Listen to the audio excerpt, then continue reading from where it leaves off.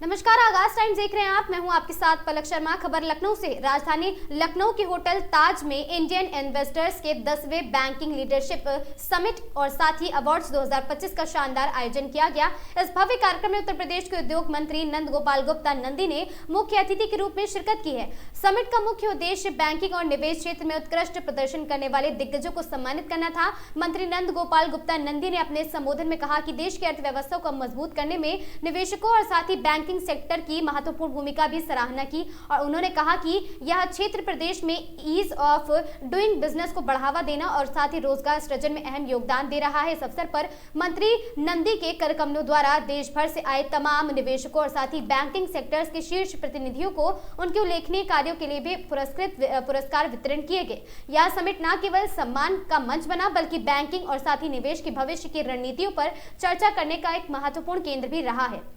और साथ ही इस कार्यक्रम में प्रदेश में निवेश और बैंकिंग क्षेत्र के लिए एक सकारात्मक माहौल बनाने का संदेश दिया गया, जिससे उत्तर प्रदेश की आर्थिक प्रगति को और भी गति मिलने की उम्मीद है।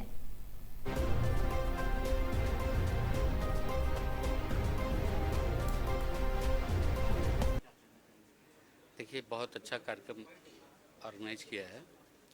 इसमें इंडस्ट्रीज भी हैं, बैंकर्स भी हैं और कस्टमर भी हैं। तो निश्चित रूप से बैंकों का भरोसा और इंडस्ट्रीज की ग्रोथ में बैंक का निश्चित रूप से बहुत ही सहयोग होता है। एक पार्टनर के रूप में वो काम करते हैं।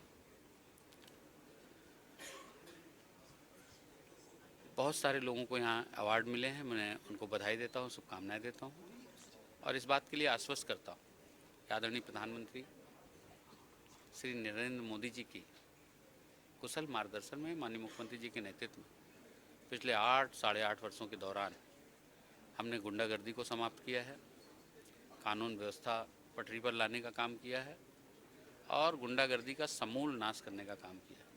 उसी का नतीजा है कि आज दुनिया की मल्टीनेशनल कंपनियां और देश के बड़े उद्योग घराने उत्तर प्रदेश में इंडस्ट्री लगाने के लिए आ रहे हैं।